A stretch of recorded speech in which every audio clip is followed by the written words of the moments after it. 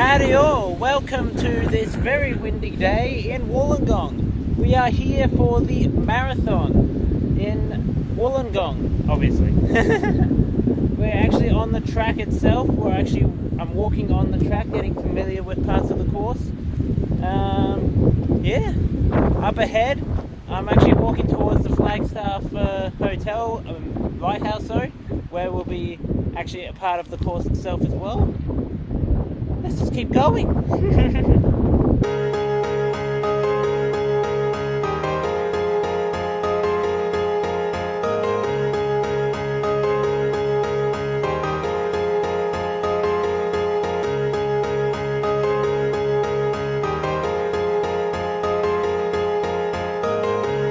And this is where it's all meant to finish. Hopefully I'll cross this line in under 3 hours. To be honest, as well as just walking around getting to know the place, I'm also just a bit dawdling about. I actually got the early bird registries at 3 o'clock, which is in about half an hour, so I'm just walking around Wollongong at the moment, going through Flagstaff and Lighthouse and all that, just getting an idea. We'll wait till 3 to do the early registration, and that's it. Then we'll probably walk back to the hotel. Lovely.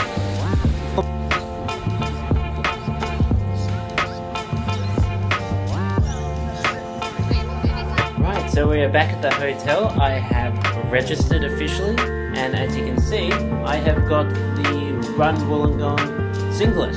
So I intend to wear it tomorrow. So how about that?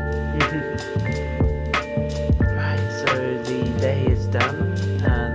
So all that I have to do is to hopefully have a good night's sleep. I actually had a bit of a shave. I decided to clean myself up a bit, just to keep myself fresh, But got my gear over there on the bed, nice and neat, all ready for tomorrow. I'll see you tomorrow then. Bye.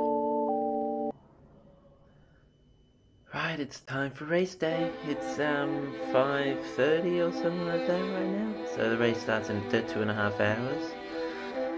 Yeah, it's I think my sleep was not too bad. But got my gear all ready. I'm just about to put it on, get used to it, and have a smoothie and all that. Little things I'm used to and all that for race day. But let's go.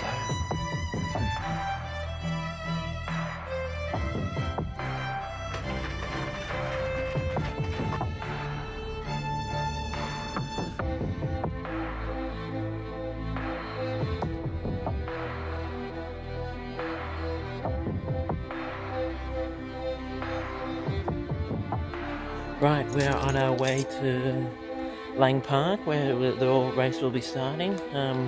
I've managed to park my car in a safe spot, definitely legal. Absolutely. Got my water pack and also my drop bag that I'll be leaving at the start finish line.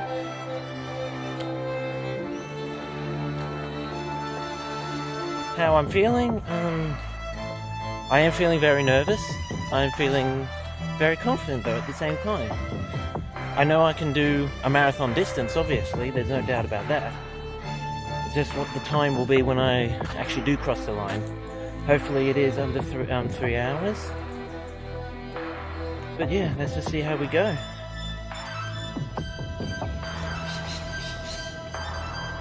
First start to the day. Right, we are now just chilling right now. Just found out there's 500 runners in the marathon, so I'd say that's pretty big.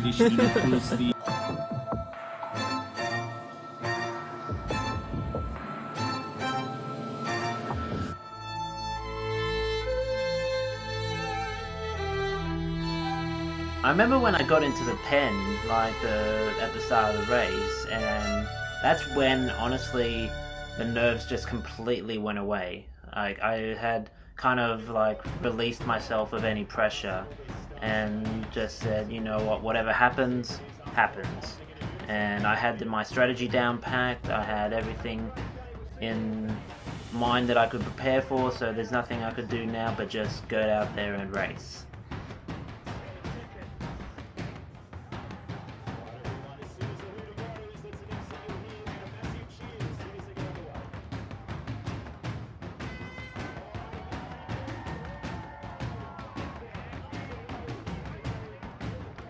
I went out with the goal of actually going obviously under that 3-hour time, so my pacing at the start of the race was doing about 4:20s and all that, trying to be slow relatively in order to achieve a 3-hour time. So for the first 10 kilometers, 10.55 kilometers, I was doing about 4:20 pace. And then for the next 10 Ks or so, I would do 4:10 and then repeat that same cycle in order to achieve the sub 3-hour time. So I was going out with the intention of doing a sub 3-hour marathon, and whatever, if I was ready or not, then I was going to find out in the race itself.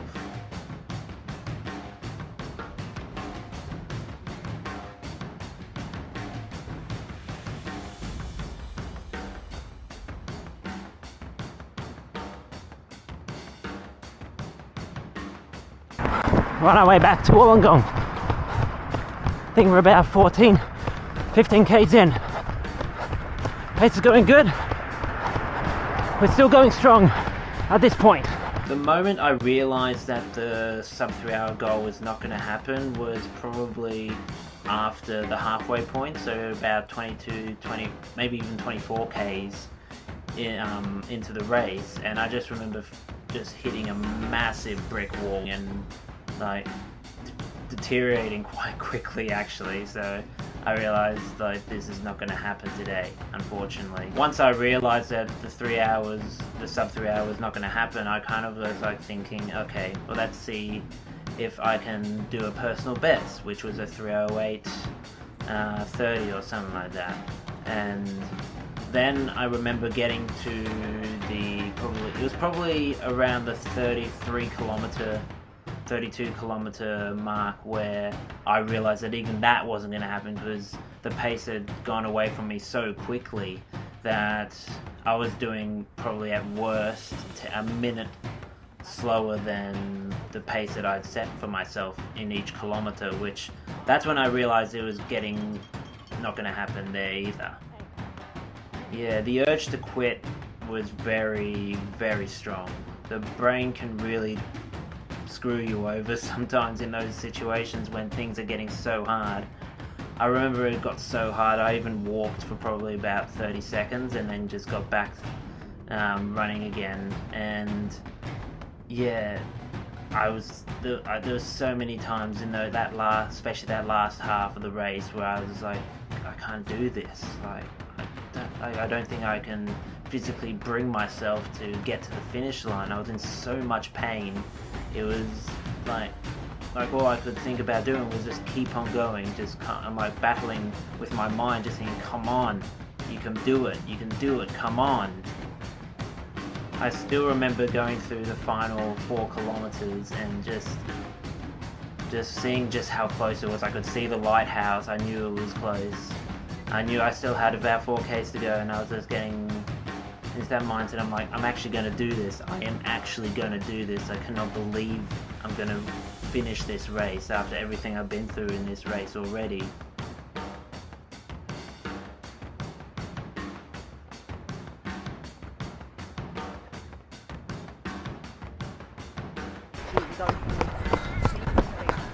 Three final time. Less than 4 k's. Less than 4 k's. Come on. Here comes Chris off. How you going, mate? Yeah, keep going. You're not long now. Keep going. Month around the corner. Help this side.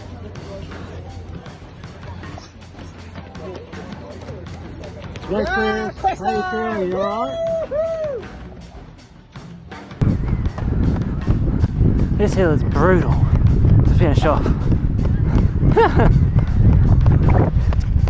Nearly 600 meters to go, come on. When I turned the camera on for the final time going into Lang Park, I decided I wanted to capture everything of that final 700 meters, because that was honestly such a special moment, because when you see all throughout the race, everyone was cheering you on, clapping for you. They, come on, you can do this. But in that final part of the race, so many people are just saying, you can do it, come on, you can do it. And it was just so it got me going so hard, because they don't know where you're at in your running journey, they don't know where you are in life, and yet they're supporting you like they've been there all the way, and that was very, very special.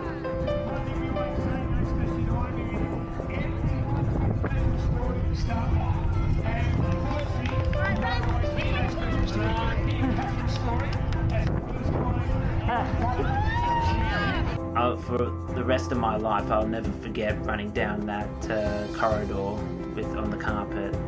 That feeling of hearing people cheering from side to side down that corridor was just such a feeling that I just couldn't believe that was happening. And when I crossed the line, the only thing that came to my mind was just to release all the tension that had gone on in the race, so I just roared. This is something else. Chris Madigan. When we talk about emotion, Chris just showed it in. And that caught the attention of the interviewer, or the MC, who then decided to interview me as well, which was another crazy thing that happened at the end. That was, couldn't comprehend this. Chris, talk us through what you're feeling right now. I'm stoked. So why are you so stoked? How long have you been preparing for this? Is there anything you want to share with us? Well, this is my first ever marathon, and I ran this time last year. I started running, and I had a very ambitious goal going into this, but I didn't get it. But once I realized that wasn't happening, I was like, I just wanted to get it finished, and I wanted to enjoy it. Incredible stuff. Put your hands together for Chris, everyone. What about marathon finishes here? The first ever marathon. On reflection on the race, I know I didn't get the sub 3 hour goal. I didn't even get a PB. In fact, my marathon time was a 3:16, but the chip time was 3:18 because it was 42.7 kilometers instead of 42.2. But I can look back at that race and be proud to have toughed it out when it was really tough in that final half of the race. I shouldn't have finished that race because of how I was in that final half, but I did, and I can be proud of that. I don't regret going out as fast as I did, because I now know that I'm not quite there yet to do a sub 3 hour marathon. I still am very early in my strength and conditioning, and I need to work on that in order, if I do really want to achieve this sub 3 hour goal. So there we go. And then got this medal as a reminder of resilience and toughness through difficult times, and that's very special. I really want to thank Wollongong Marathon, the people who do it, run Wollongong, for hosting this event. It was an incredible experience. For my first marathon, it was an absolute thrill to have been able to run there, be one of the first marathon runners on the streets of Wollongong. Ended up coming 19 out of 381 runners, so that was really incredible too. I didn't even realize that. Well, that's it. Thank you everyone for watching, and next time we'll be doing the event in which I've been training for the past 16 weeks on, which is the UTA 100 in Katoomba. I'll see you all there next time, guys. Take care and God bless. Bye.